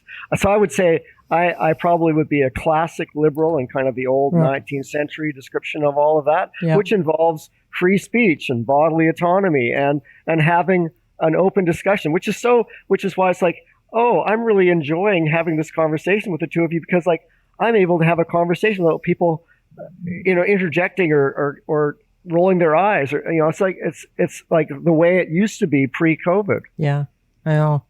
Yeah, same. I mean, I always say I'm kind of politically homeless, and I mean, I knew Jack Layton and loved him very much. I lived in Riverdale, so he was my MP, and let's see, we had an NDP trifecta out there in those days. We had Peter Tabbins, who's still there as the MPP, and we had, I've forgotten her name, but the city, Paul Fletcher was our city, all like a trifecta NDP, right? And now I probably couldn't have, Jack's dead, and I probably couldn't have dinner with any of those people. They wouldn't like me anymore. So it's really hard. These are tough times. Let's get back. I just want to get back. I don't want to give short shrift to this brilliant work that Caryma has done. That should be. And I have to, yes, please. To Hadigan as well. We co-authored this. We went through the document together. So all flowers to her as well. Say her name again. Elisa Hadigan. Okay, absolutely. She gets 50% of the glory. And thanks for doing it. This is good old fashioned muck raking, and I like it. This is like I said, when I was at the Fifth, we love blowing up this phony stuff that people do. And the more highly held it is as a kind of a sacred cow, the more fun it is blowing it up. And that's what you've done. So it's so great. So let's talk a little bit about, just getting back to Diagolon. I don't want to overdo Diagolon with people. I want them to take a bite and then take another bite later so they can absorb it, because it's such a weird story. It's actually would be a great stage play. I would love to do the Diagolon stage play. Let's write it, you guys. Let's do it. Yeah. But explain to me how this got going. So where did it start, and who was feeding who, and how high did the information go as credible intel that these were kind of insurrectionist type of bad people? So Jeremy Mackenzie had been on someone's radar from at least 2020. And I say that because when he did a one-man protest at an event where Omar Khadr was speaking, he, a few days later, came across a blog post on Anti-Racist Canada Collective, which is a website run by Kurt Phillips, that had kind of random snippets of podcasts that were undated, and just, it seemed to span a very long time period, and it came together in a relatively short time period. So he was a bit shocked at that, and just, I think, had 1,000 or less YouTube followers. So he didn't expect to receive that kind of attention. And it was in 2021, I believe, that articles about Diagolon started popping up. And, always with a very nefarious, making the worst possible assumptions or conclusions. And it came to a head during the Freedom Convoy, because RCMP, in their search for open source intelligence, came across some of these articles and quotes in the media that referenced the same experts. And they relied very heavily on that. And it's interesting that Jeremy, on several occasions, offered to speak directly with law enforcement, and nobody took him up on that at any point. Wow.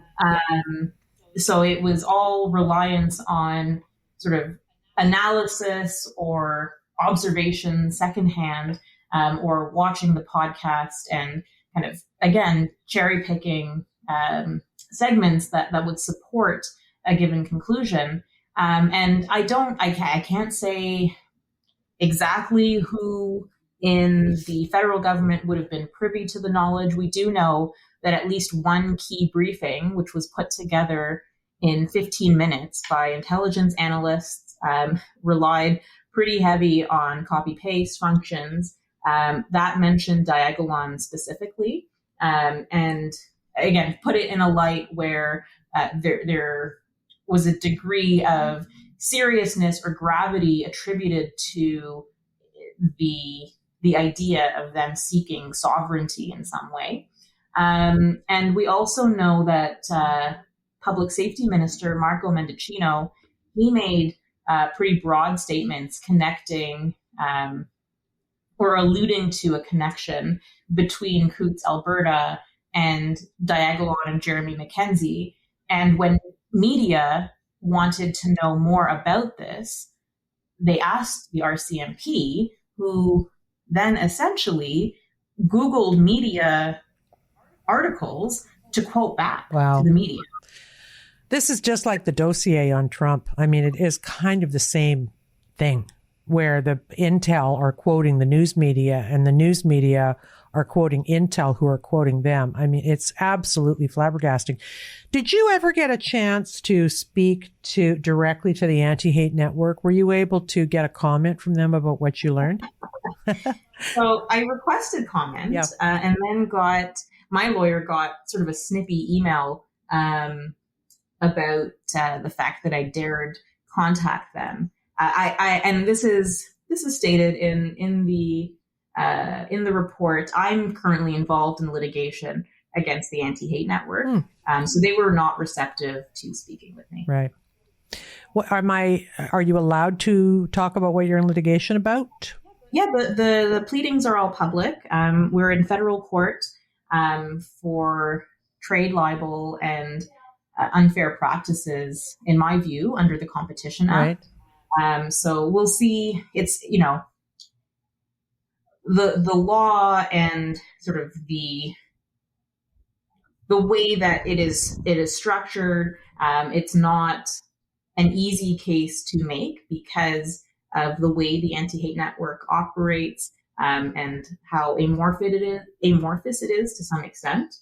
So we'll see what comes of it. But, I have a good faith basis for bringing this claim, and it's pending. Yeah. Let me ask you this. Does anybody know how the Anti-Hate Network does do its research? I mean, the report says, and you have said that we don't even really know the names of everybody who works there. But how do they, and the Southern Poverty Law Center in the States has also embarrassed itself. I remember back in the day, like 30 years ago, they were a credible organization, and I called them myself if I was working on certain kinds of stories, right? Now they are ludicrous. They're absurd. And it would seem that the Anti-Hate Network is too, but how are they doing the research and coming up with these, inflammatory conclusions, do you think? I can speak a little bit to this. Yeah. And I would actually point out that the SPLC gave the Anti-Hate Network its original $25,000 in seed funding. Really? Wow. Mm-hmm. Okay. Mm-hmm. Okay. So apart from watching podcasts or monitoring people's public social media activity, last year in July of 2022, the Canadian Anti-Hate Network put out an advertisement seeking to add to its team. They wanted someone to go undercover to infiltrate white supremacist groups and to produce 2 to 3 stories per week that were 100% accurate. That was the job description. Wow.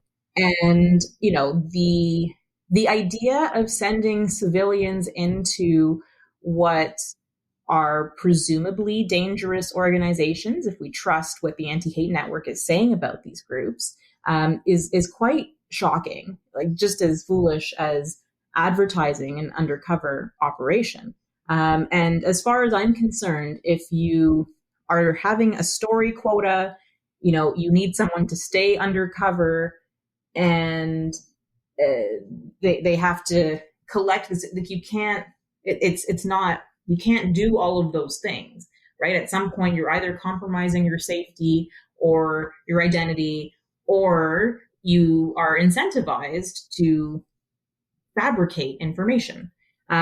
So that's one example of how they potentially collect research. We don't know if that position was ever filled or what came of it. Yeah, can I just say how ridiculous that is? Because on its face, you're sending somebody in with one of these dangerous groups, so-called, and then they're going to pop up a couple times a week, report everything they know, name names, and then disappear. I mean, that's ridiculous. I've never heard of anything so stupid. Setting someone up for failure. Yeah, it's ridiculous.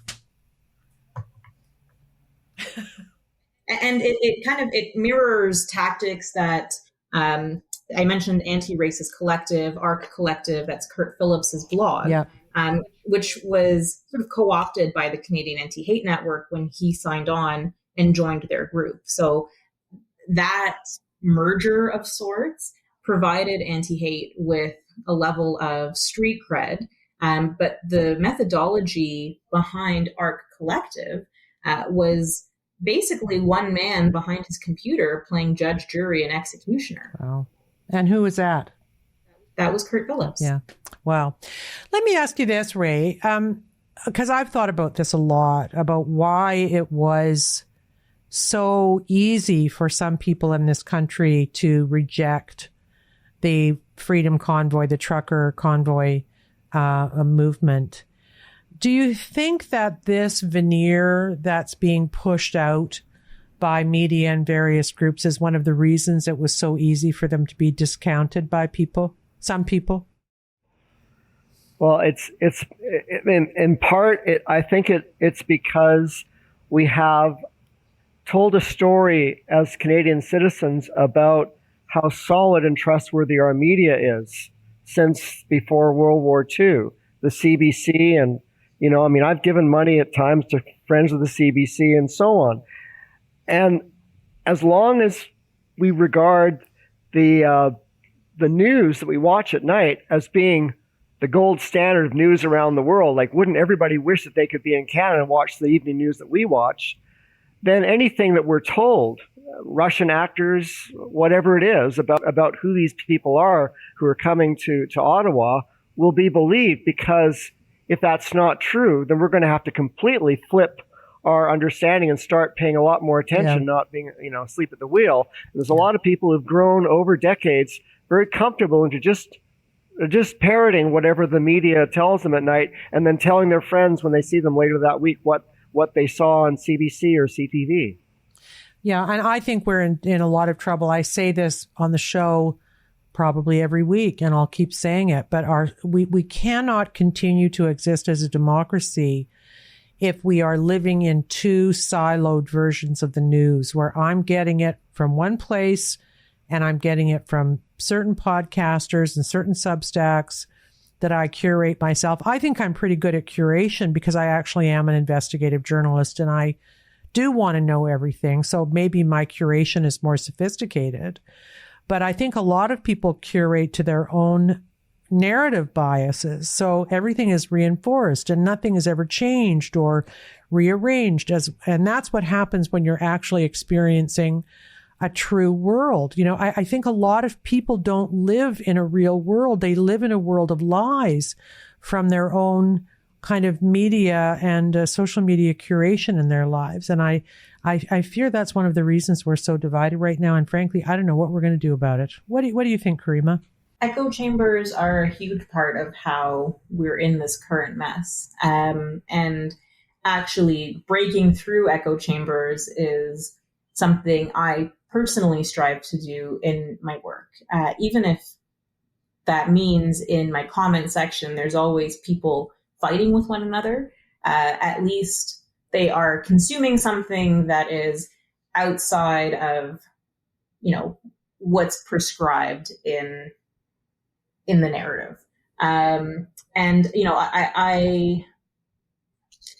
it's hard with the internet, and it's only going to get worse with AI and, being able to verify what's real and what's not real, because perception is what is shaping reality, right? Yeah. So I don't know that I have anything hopeful to say. I agree with you. And,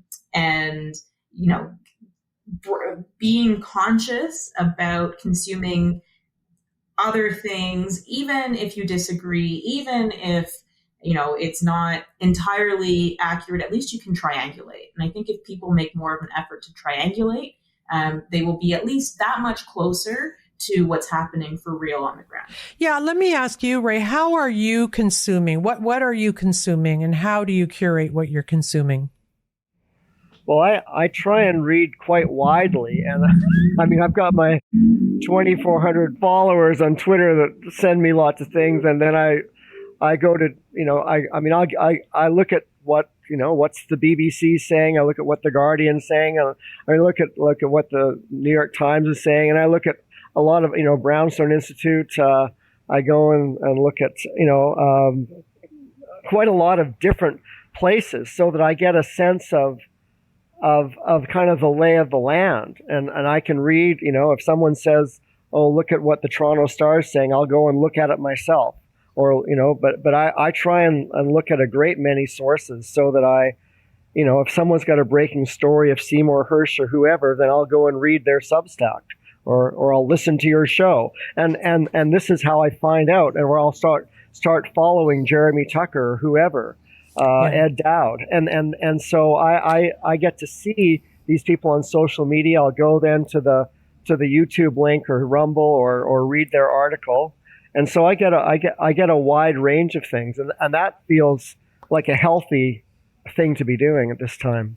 Yeah. Cy Hersh told me when we had him on over Nord Stream, who blew up the Nord Stream, and of course it was America. And that massive story was published on Substack. It was so funny for me to watch Matt Taibbi and Michael Schellenberger in front of the American Congress. And Matt said, I publish on Substack. And one of the Congress people said, well, what's that? I mean, she didn't even know what it was. And I thought, wow, like Cy Hersh just published a massive takedown of this American endeavor against the Nord Stream, and you've never heard of it. But what he told me was, he said, I wouldn't even take that investigation to the New York Times because they would never have published it. And not because he doesn't know what he's doing. It's just not even part of the narrative. So they don't look at that stuff anymore, which is if Seymour Hersh can't get published in the New York Times, there's no hope for the rest of us. We might as well just hang up our pens, or something. But so for me, I find myself doing a little bit of confirmation bias, and I have to pull myself off it. And then when I'm kind of out there in the universe looking at stuff I know I'm going to disagree with, I can get quite upset.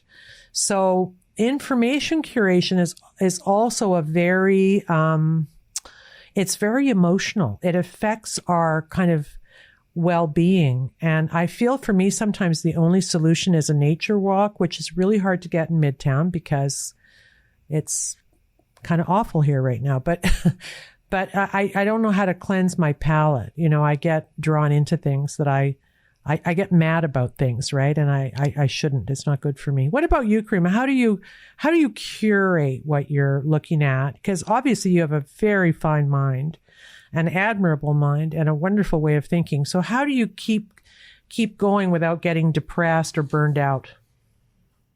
I make no such pretensions, but for me, what helps a lot is actually talking to real people. Yeah. So in late 2020, early 2021 is when I started attending rallies and just documenting and chatting with people. The conversations became an increasingly large part of it as I went on. And that's what kind of keeps me in the know. And I get this bird's eye perspective of where other people are sourcing their info. Occasionally I'll read to follow up on it. And, I'm plugged into what the opposite side is saying. So, it is a wide range of things. Like I curate by almost not curating, and just taking in what comes my way and sort of assessing it against other things. But yeah, the short answer is by talking to people. Right. That's always the best way. And I feel like this might be over the top because I have been covering the convoy trial with my journalist hat on, although I do confess my biases, which I think is all we can do these days. And I feel like the truth telling about COVID-19 had to come from working people. I said this in an interview recently with David Lease, for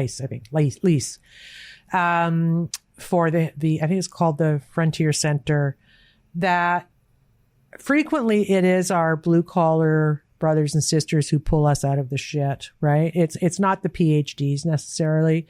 It's the clear thinking. I remember this from my days on the road at CBC when the things like the Iraq war were about to happen. It was always the cab drivers who had it figured out, these immigrant cab drivers, saying things way smarter than the hot shots were. And I think there's a real truth, and I don't know what it is, but because you hate to lump people together in any way at all, but I do feel that Caryma, like you, speaking to regular people away from the hoi polloi is probably the best way to ground yourself in truth and real information. And I found the truckers' commitment to truth and avoidance of BS very, very therapeutic. It was like a tonic for me. So, yeah. Let's wrap up by finding out what happened to Jeremy Mackenzie, who is the leader of Diagolon or the king or something, or what is he? No, Philip is the king. Oh, Philip, sorry. Jeremy's the de facto leader. Okay. Philip doesn't make too many public appearances. Okay. So, part of the way that he has been villainized and stigmatized in the media is because of his various criminal charges. Yeah.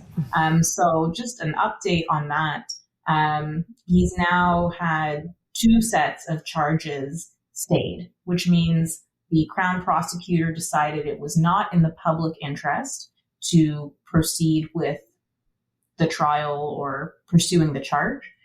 So there are peace bonds in both of those jurisdictions where there's no admission of criminal liability whatsoever. And there is a disclosure order that has been made in Halifax for notes about a meeting that occurred between the Crown prosecutor, the Premier's corporate security, and police just before Jeremy was released on bail with very strict terms about his that limited his political expression.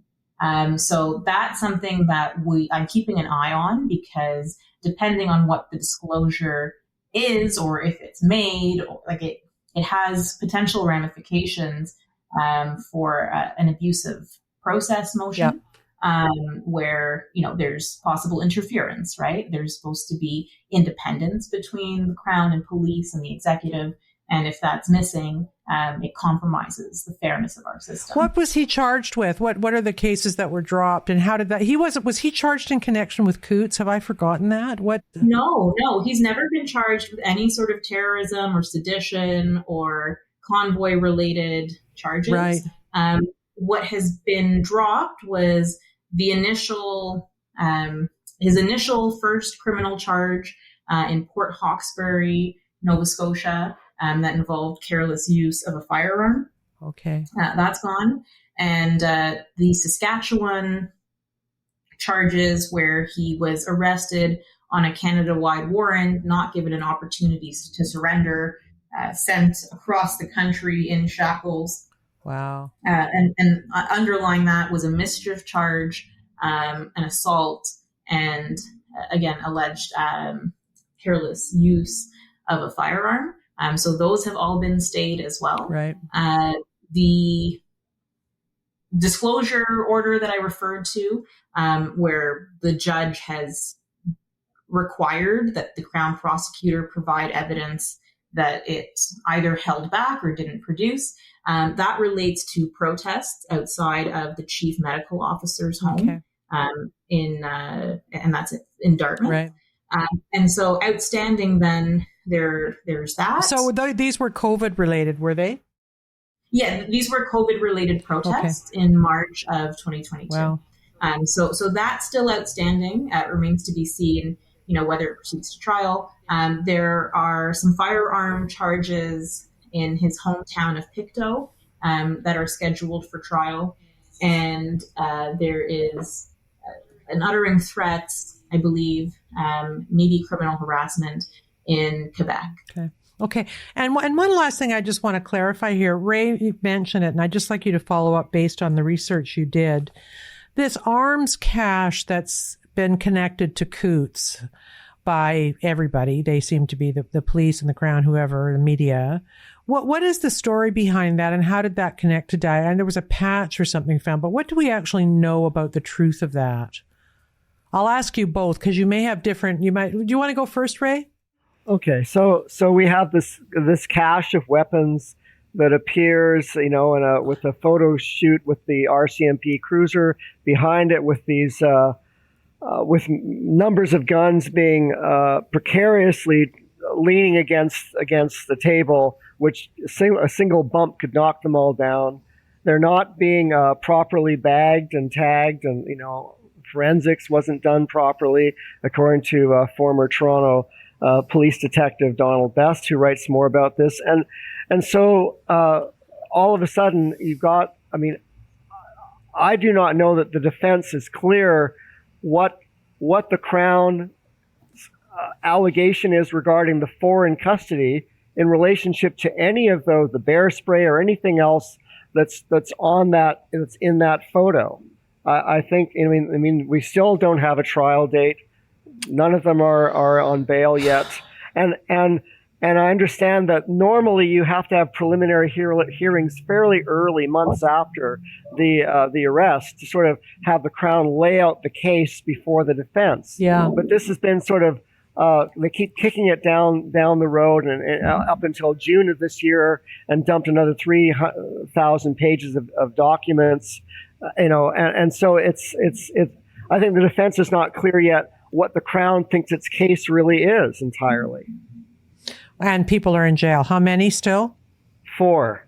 And they're in remand centers, not jails. They're in these places that are meant to be in transition places. So indoors, no sunlight for 85 days and counting. And is there any motion moving forward? What are their defense lawyers doing to end this? Clearly is there not what do you call that application? Produce the body or whatever it's called? The Jordan Act. That would have to go until I think next summer for that to be. There is an envelope that the judge in Lethbridge is going to open in the time ahead, which apparently, according to the defense, there's an allegation of crime fraud on the part of one or more of the Crown prosecutors, and also a allegation of gross misconduct, and how that all shakes out, we'll find out in the weeks or into October. Whose guns were they? Do we know whose guns they were? I don't know that we know that exactly. All we know is that they quickly got all of this together and assembled it. So I don't know that any of the 4 who are in custody, who are accused, are said to have owned this particular gun or that vest or that bear spray or what. Yeah. Wow. What do you know of that, Caryma? So my knowledge of the specifics of Coots is somewhat limited, in part because of publication bans, and I've not been there in person to attend the proceedings. What I can tell you that came out from the FOIPOP documents. This is freedom of information, just throwing that in. Yeah. Oh, yes. Sorry. So these freedom of information documents, there were a lot of connections drawn between Jeremy Mackenzie and what appeared to be homemade patches. So not even patches that were sourced from sort of the informal supplier. But there was another patch that has not been mentioned at all by any media. And it represents insignia from a different group. So if we go back to the idea of tunnel vision, I think that this is illustrative of that. Well, let me ask you this last question and we'll wrap it up here, Caryma, and maybe Ray could weigh in on this too. This is, I guess it's kind of speculative, but, let's just ask it. Do you believe, Caryma, that groups like the Anti-Hate Network are funded in part in order to serve a political agenda? Yeah, I think that that's probably a fair statement to make, just judging by the track record of what these groups actually accomplish. Do you think that they know they have a political master and that they turn out information that fits a political agenda because it's been paid for to do that? That's a bit trickier to answer because I'm not in the minds of anyone who is pulling those strings. Yeah. It's conceivable to me that there are at least some people who believe they are genuinely doing important and good work.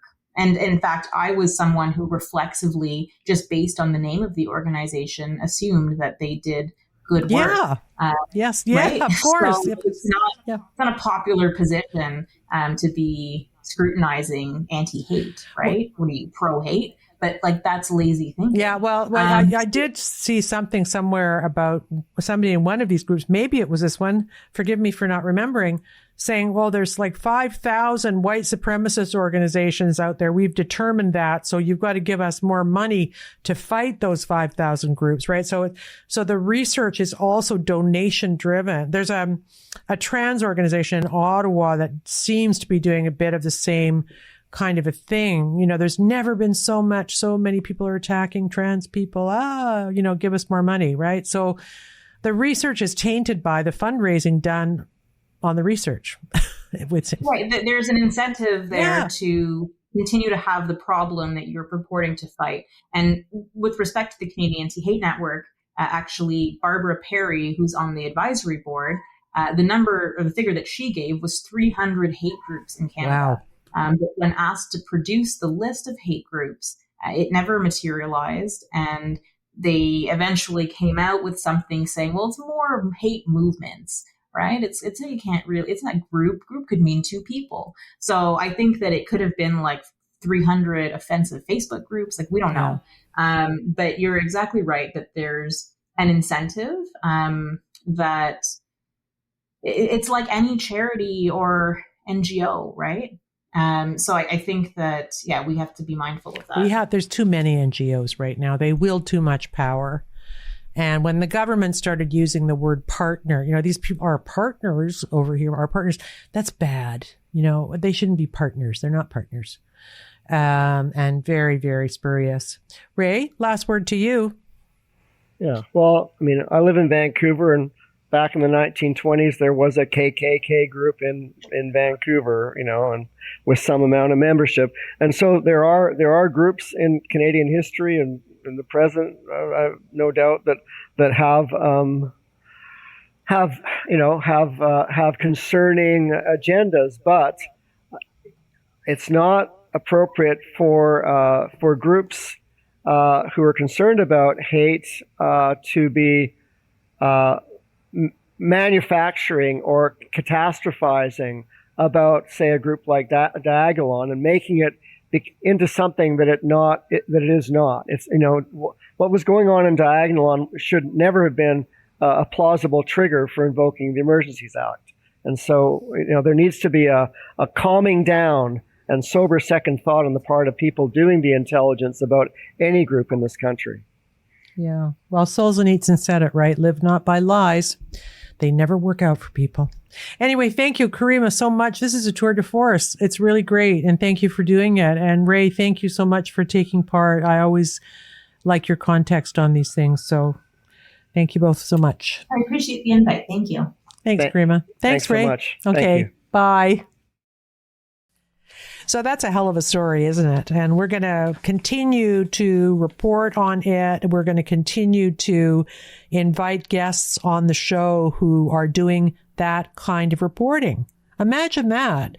That kind of reporting that Caryma did is, as I said, the Fifth Estate would have done that story when I was there. They would have exposed, but they're on the other side right now. They are on the other side.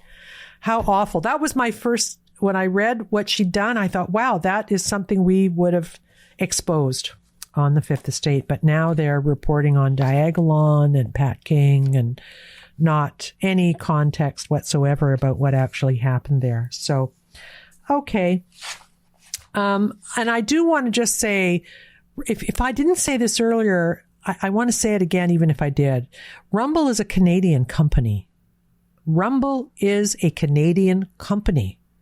And this guy who's really acting as a bulwark for free speech and staring down the whole legacy media, government, intel spooks, censorship apparatus. This guy, this Chris Pavlovsky, he's a very bold dude, and I think we should support him. I don't know what that looks like for Rumble. I guess if you're not watching some of these people on Rumble and you're watching them on YouTube and you have a choice, switch to Rumble.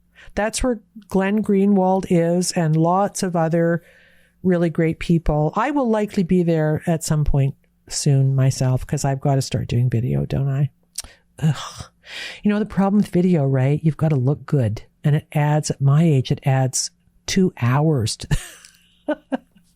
It adds 2 hours to the workday. And I have to find just the right ring light that gives me that really nice kind of filtered anti-wrinkle look. You know, the one Carrie Lake used down in Arizona. Remember her?